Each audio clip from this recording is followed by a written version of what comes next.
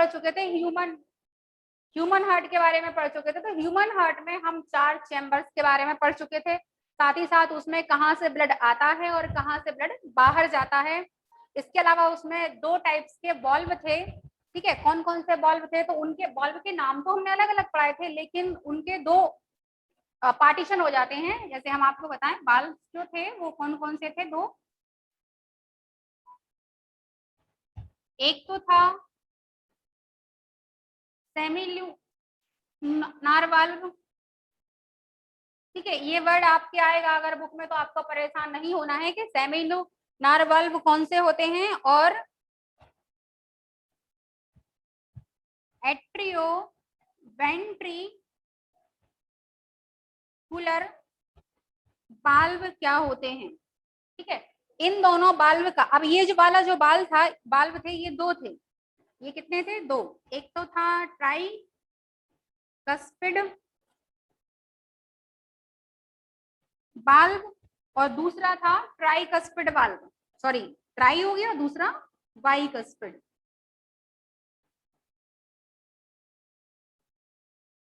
ये बाल्व आपको पढ़ाए थे। जैसे यहाँ पे देखो, हम डायग्राम बना दें तो ये एट्रियम था और ये वेंट्रिकल्स थे, ठीक है। ये अलिंद थे और ये निलय थे, या इन्हें एट्रियम और इन्हें वेंट्रिकल कहते हैं। तो इन दोनों के बीच वाल्व था एक, जिसको हमने क्या बोला था, ट्राइकस्पिड वाल्व, ठीक है।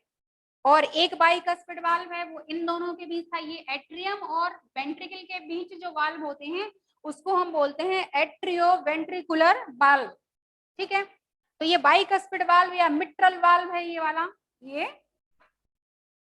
बाइकस्पिड, और इसको हम क्या बोलते हैं, मिट्रल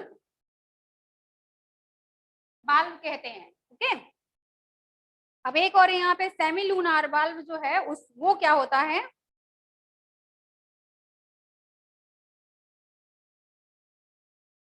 यहाँ पर हमने आपको बताया था कि जो यहाँ से यहाँ पर क्या आ जाता है, ब्लड आ जाएगा। तो यहाँ से ब्लड कहाँ जाएगा, लंग्स के लिए। मान लीजिए यहाँ पे लंग्स हैं,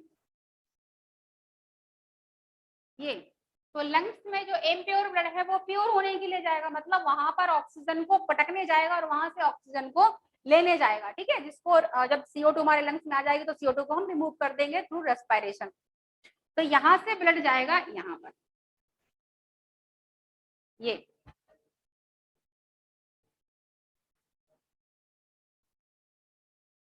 तो यहाँ पर हमने बताया था कि यहाँ पर भी कुछ बाल्ब लगा होता है एक।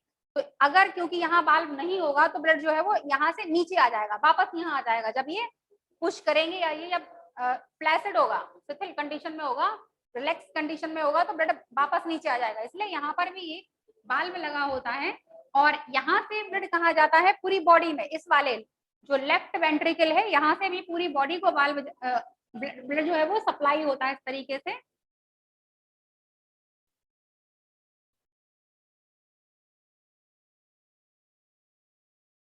ये हमने आपको लाइनिंग से शो कर दिया है ताकि आपको इजीली समझ में आए। तो ये क्या था, आयोटा, ठीक है। आयोटा से जो ब्लड है वो कहाँ चला जाता है, सिर को, यहाँ से, ठीक है, और आर्म्स को, और ये जो नीचे जा रहा है यहाँ हमारे सारे एब्डोमेन और लोअर पार्ट में ब्लड सप्लाई हो जाता है। तो अब यहाँ पर भी एक बाल होगा, क्योंकि ये जब रिलैक्स कंडीशन में हो जाएंगे, ऐसे होंगे, तो ऊपर चला जाएगा ब्लड, ऊपर जाएगा, ठीक है, ऊपर जाएगा। लेकिन जब ये फूल जाएंगे तो यहाँ से ब्लड वापस आने की संभावना है ना, तो यहाँ पर भी एक गेट लगा होगा या बाल्व लगा होगा। तो यही जो दोनों बाल्व थे उन्हीं को हम बोलते हैं सेमिलूनर बाल्व, ठीक है, समझ में आ गया। तो इसको यहाँ पे जो था वो पल्मोनरी सेमिलूनर बाल्व हो जाता है, और इस वाले को, मतलब जो आर्टरी में, पल्मोनरी आर्टरी में होता है, उसको हम क्या बोलते हैं, पल्मोनरी सेमिलूनर बाल्व। और जो आयोटा में होता है उसको आयोर्टिक सेमिलूनर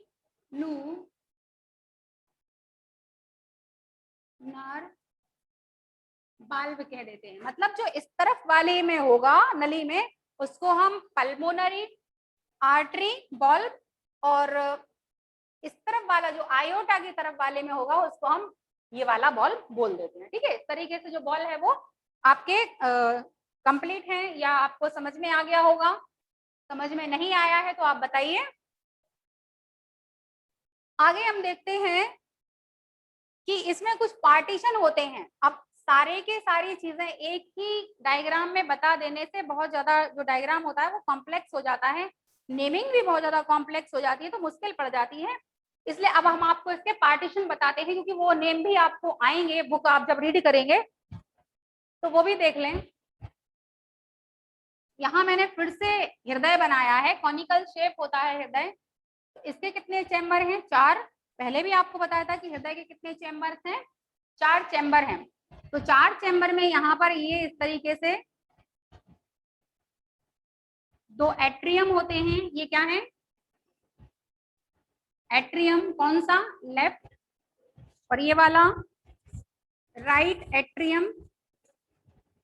और यहाँ पे ये इस तरीके से 2 वेंट्रिकल होते हैं, राइट वेंट्रिकल। और ये वाला लेफ्ट वेंट्रिकल। ठीक है, तो यहाँ पर पार्टीशन के नेम आएंगे। यहाँ पर लिखा होगा, यहाँ पर ये पार्टीशन जो है, ये वाला पार्टीशन, यहाँ पे लिखा होगा इंटर एट्रियो सेप्टम। ठीक है, ये वर्ड आएगा इंटर एट्रियो सेप्टम। एट्रियो जो है वर्ड है वो किससे बना है? एट्रियम से। और इंटर वर्ड हम कहाँ लगा देते हैं? 2 चीजों के बीच में अगर कोई चीज होती है तो हम वहां पर क्या लगा देते हैं? Word inter. ठीक है, तो इसका मतलब है कि एक एट्रियम ये है, एक एट्रियम ये है, तो इस एट्रियम के बीच में जो पार्टीशन है, ठीक है, मान लीजिए कि यहाँ पर ये रूम है, इस रूम के बीच में हम एक दीवार खींच दें, इसको हम पार्ट कर दें, इसके 2 पार्ट कर दें, जो दीवार खींचेंगे वो एक वॉल कहलाएगी। इसी तरीके से इन 2 एट्रियम को अलग अलग करने वाली जो बॉल है उसको हम क्या कहते हैं? Inter atrio septum. ठीक है, इस वाले को। अब एक पार्टीशन आप ये देख रहे हैं इस तरीके से, ये वाला है, देखो ये देख रहे हो ना, इसको हम इस तरीके से बना देते हैं ताकि आपको समझ में आए। ये वाला, अब ये वाला जो सेप्टम है वो किसको अलग कर रहा है? ये एट्रियम है और ये वेंट्रिकल है। तो एट्रियम को अलग कर रहा है और वेंट्रिकल को अलग कर रहा है, इसलिए हम इसको एट्रियो वेंट्रिकुलर सेप्टम कह सकते हैं। तो इसको हम लिख दें एट्रियो, एट्रियो थोड़ा सा अलग लिख दें, वैसे एक ही नाम है, एट्रियो वेंट्रिकुलर बॉल। ठीक है, क्योंकि ये एट्रियम और वेंट्रिकल के बीच में ये सेप्टम है, सॉरी बाल्व लिख दिया है, बाल्व नहीं आएगा, सेप्टम आएगा। ठीक है, एट्रियो वेंट्रिकुलर सेप्टम। सर हम जो यहाँ लिखे हैं देखो, ये दिख रहा है पूरा, यहां तक दिख रहा है ये?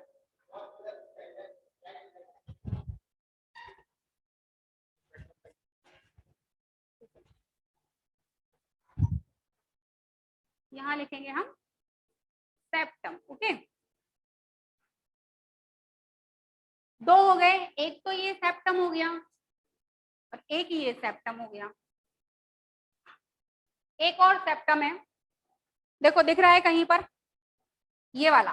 ठीक है, अब इन दोनों के बीच में भी है, जिस तरीके से इन दोनों के बीच में ये सेप्टम था, इन दोनों के बीच में भी एक सेप्टम है, पार्टीशन है। तो इस पार्टीशन को हम बोल देंगे, ये जो पार्टीशन है, हालांकि ये इस तरीके से आपको डायग्राम नहीं बनाना है, ये मतलब आप तो ऐसे ही बना देंगे डायरेक्टली तो पार्टीशन हो जाएगा। ये आपको अलग से दिखाने के लिए मैंने इस तरीके से जिगजैग कर दिया है। ठीक है, तो ये वाला जो है ये किसके बीच है? किन दोनों के बीच हो रहा है? ये दोनों एक जैसे चीज है ना, वेंट्रिकल। तो यहाँ पर हम नाम, तो पहले तो हम क्या नाम लगाएंगे? जैसे यहाँ पे लगाया था इंटर, तो यहाँ इंटर, और वेंट्रिकल, वेंट्रिकल है ये, तो इंटर वेंट्रिकुलर सेप्टम। ठीक है। इस तरीके से जो पार्टीशन हो जाता है किसका, ह्यूमन हार्ट का, तो 3 सेप्टम होते हैं। एक तो ये सेप्टम हो गया इंटरवेंट्रिकुलर सेप्टम, एक एट्रियोवेंट्रिकुलर सिस्टम और एक इंटर एट्रियो सेप्टम। ठीक है, इस तरीके से 3 सेप्टम आपके हो गए हैं। चलिए अब हम आगे देखते हैं। अच्छा, इसमें एक चीज और बता दें, कहीं कहीं पर आपके बुक में लिखा होगा फोसा ओवेलिस। ठीक है, क्या लिखा होगा, फोसा ओवेलिस, ये लिखा होगा, किसी किसी बुक में लिखा होगा, तो ये भी आप देख लो, आप परेशान ना हो। तो यहाँ पर क्या होता है कि जब जो ह्यूमन है, जो ह्यूमन बॉडी है, जब वो अपने मतलब वो जब गर्भ में होता है या मम्मी के जब पेट में होता है, तो उस समय जो लंग्स हैं वो तो एक्टिव नहीं होते हैं। ठीक है, क्योंकि लंग्स जो है वो कब एक्टिव हो जाते हैं, आफ्टर बर्थ एक्टिव होते हैं। जन्म से पहले लंग्स जो है वो एक्टिव नहीं होते हैं। उनको जो ऑक्सीजन मिलती है वो किससे मिलती है, जो एम्बिलिक कॉर्ड होती है, मतलब जो नाभि होती है, यहाँ से एक तरीके से नली निकली होती है, यहाँ देखें,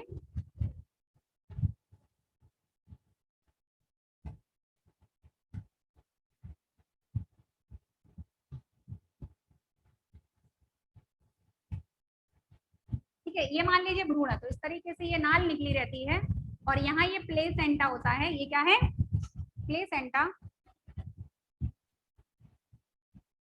तो यहाँ से ये यहाँ प्लेसेंटा में ब्लड होता है, किसका, मॉम का, मम्मी का ब्लड होता है। तो मम्मी के ब्लड में तो ऑक्सीजन है, ठीक है, तो वहां से ऑक्सीजन यहाँ पर आ जाती है और इसको ऑक्सीजन मिलती रहती है। अब इसका हृदय तो बन चुका होता है, इसके पास हृदय तो है, मतलब ये चीज है। तो हृदय का काम क्या है, इस इन दोनों का काम क्या होता है, मतलब या इसका वर्क क्या होता है कि यहाँ से जो ब्लड आता है, इम्प्योर ब्लड, उसको लंग्स में भेजा जाता है ऑक्सीजन को लेने के लिए और CO2 को रिमूव करने के लिए। अब चूंकि लंग्स तो यहाँ पर एक्टिव है ही नहीं, वर्क ही नहीं कर रहे हैं, उनके अंदर ऑक्सीजन है ही नहीं, तो वहां पर ब्लड को जाने का कोई मतलब नहीं है। इसलिए ब्लड क्या होता है, इम्प्योर ब्लड जो आता है, यहाँ से पूरी बॉडी से इम्प्योर ब्लड इसके अंदर आएगा और डायरेक्ट बॉडी को भेजने के लिए यहाँ आ जाता, तो ब्लड यहाँ से कहाँ चला जाता है, यहाँ पर। तो इस बॉल में क्या होता है, एक छेद होता है, क्या होता है, एक छेद पाया जाता है, एक होल पाया जाता है। उस होल को ही फोसा ओबेलिस कहते हैं। मतलब जब आफ्टर बर्थ ये जो छेद हो जाता है वो भर जाता है, लेकिन एक छोटा सा गड्ढा जैसा दिखता है। तो ये वर्ड किसी डायग्राम में लिखा होगा फोसा ओबेलिस, तो आपको घबराना बिल्कुल भी नहीं है। ओके, अब देखो आगे हम देखते हैं कि किस तरीके से जो हृदय है वो वर्क करता है, उसमें किस तरीके से कॉन्स्ट्रक्शन होता है।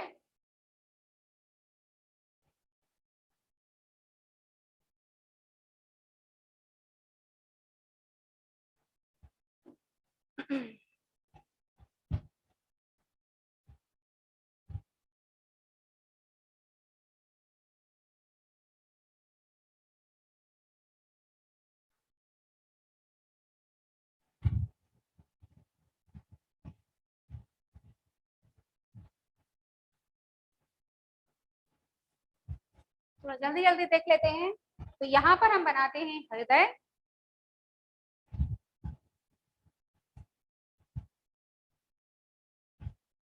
हृदय में हमने यहाँ पर बना दिए हैं 4 चैम्बर्स, ये एट्रियम है और ये वेंट्रिकल है। तो जो एट्रियम है वो एक बार दोनों, मान लीजिए ये दोनों एट्रियम है वो पिचक जाएंगे, तो ये वाले फूल जाते हैं, और जब ये पिचकते हैं तो ये फूल जाते हैं। ठीक है, ऐसा नहीं होगा कि ये दोनों पिचकेंगे तो ये फूलेंगे या ये पिचकेंगे तो ये फूलेंगे, ये नहीं होता है। ये होगा, ये फूलेंगे तो ये वाले इस कंडीशन में पिचक जाएंगे। ठीक है, वन टाइम। तो ये होता कैसे है, तो कल हमने आपको एक वर्ड बताया था कि जो ह्यूमन हार्ट है वो मायोजेनिक है। मायोजेनिक का मतलब होता है कि इसके पास खुद के जो टिश्यू हैं वो खुद ही कॉन्ट्रैक्ट करते हैं और खुद ही मतलब वो रिलैक्स हो जाते हैं। ठीक है, तो ये जो एट्रियम है, ये वाला जो एट्रियम, अब यहाँ पर बहुत सारे टिश्यू पड़े हुए हैं। यहाँ पर कौन से मसल्स हैं, पूरा का पूरा ये मस्कुलर डायग्राम है। यहाँ ये जो यहाँ पर क्या पड़ी है, सारी की सारी मसल्स, ठीक है, मसल्स पड़ी हैं। कौन सी मसल्स है यहाँ पर, कार्डियक, कार्डियक मसल्स है, क्योंकि हमारी बॉडी में 3 प्रकार की मसल्स होती हैं, ठीक है, स्केलेटल मसल्स होती है, स्मूथ मसल्स होती हैं और कार्डियक मसल्स होती है। आप ये 9th क्लास में पढ़ चुके होंगे, ठीक है। तो जो यहाँ पर कार्डियक मसल्स होती हैं, जो यहाँ पर पाई जाती हैं, तो उसमें पूरे में, अब यहाँ पर मान लीजिए कि मैं इसमें पूरे में ये सेल बना दूं, ये ठीक है, इस तरीके से ये पूरे में सेल हैं, डॉट डॉट कर दिया मैंने, तो इसको भी मैं डॉट डॉट कर देती हूँ। यहाँ पूरे में सेल्स पड़ी हुई है, कौन सी, मसल सेल्स हैं, कौन सी, मसल सेल्स हैं। तो जो एट्रियम के ऊपर कुछ सेल्स होती हैं वो थोड़ी सी डिफरेंट टाइप की हो जाती हैं, अपना वर्क करने के लिए थोड़ा सा शेप और साइज चेंज कर लेती हैं। तो यहाँ की जो मसल्स होती हैं, यहाँ की ये मसल्स, इन मसल्स को स्पेशल टाइप, तो इसको बोलते हैं हम एस ए, क्या बोल देते हैं इसको, एस ए, या इसको पूरा नाम है साइनो ऑरिकुलर नोड, ठीक है, एस ए नोड बोलते हैं इसको, ठीक है। उसके बाद इन दोनों के बीच में ये एट्रियम है, ये एट्रियम है, ये एट्रियम है, तो इन दोनों के बीच में भी कुछ स्पेशल टाइप की सेल्स होती हैं, मतलब है तो मसल सेल्स लेकिन उनका फंक्शन चेंज हो जाता है, ठीक है, इन इन सेल्स के कंपैरिजन में इनका वर्क चेंज होता है। तो इसको बोलते हैं हम एनए, ठीक है,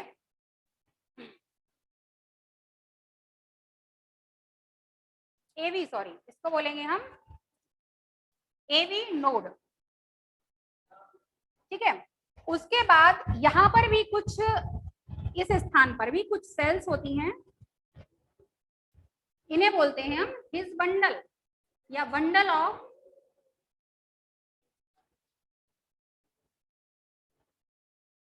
हिज, ठीक है, बंडल ऑफ हिज बोल देते हैं इनको।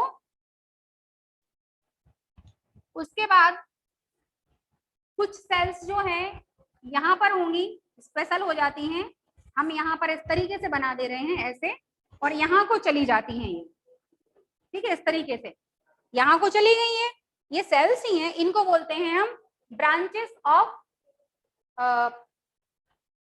ब्रांच ऑफ हिज बोलेंगे, ठीक है,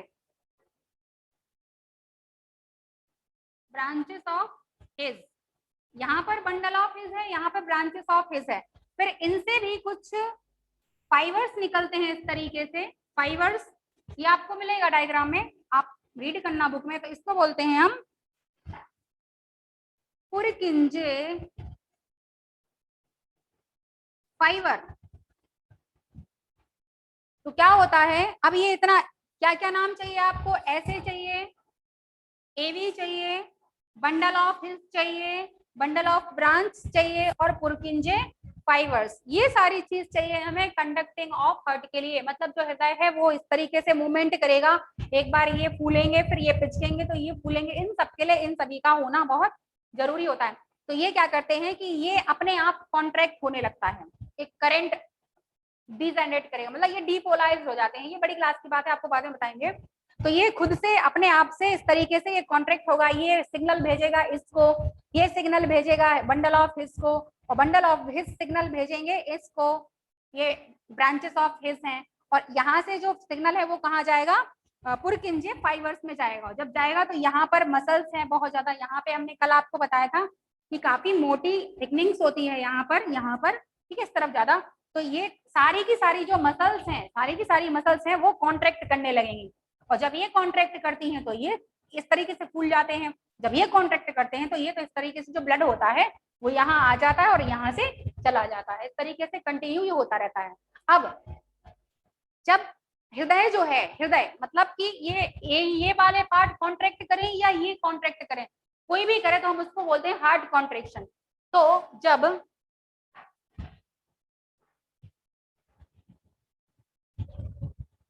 हार्ट कॉन्ट्रैक्ट करता है, ठीक है, हार्ट कॉन्ट्रैक्ट करता है तो उसको हम बोलते हैं सिस्टोल, क्या बोलेंगे उसको हम, सिस्टोल, मतलब जब संकुचन करेगा, जब वो संकुचन करेगा तो उसको बोलेंगे हम सिस्टोल,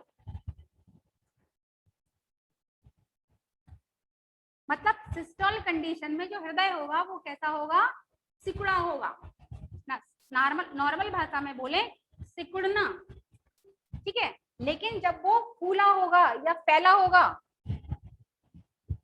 जब होगा हार्ट रिलैक्स कंडीशन में, heart is in rest condition, तो उसको बोलेंगे हम डायस्टॉल। ये भी वर्ड आएंगे आपको, ठीक है, डायस्टॉल, डायस्टॉल, या इसको बोलना है हमें फूलना, ठीक है। मतलब कि ये फूल गए, मतलब ये सिकुड़े हैं तो सिस्टॉल, और ये जो डायस्टॉल है तो यहाँ पे ये फूल जाएंगे, ये जो चैम्बर्स थे, ठीक है। तो ये आपको ये समझ में आ गया होगा कि कहाँ पे डायस्टॉल होना है और कहाँ पर सिस्टॉल होना है। अच्छा, ये जो प्रोसेस होती है सिस्टॉल और डायस्टॉल की, ये 1 मिनट है, मतलब इस पूरे को हम एक हार्ट बीट बोलते हैं, और जो हार्ट बीट होती है एक स्वस्थ मनुष्य की, वो 1 मिनट में 72 से 75 बार पर मिनट हृदय धड़कता है स्वस्थ व्यक्ति, ठीक है। थैंक यू सर, ऑफ कर दीजिए क्लास।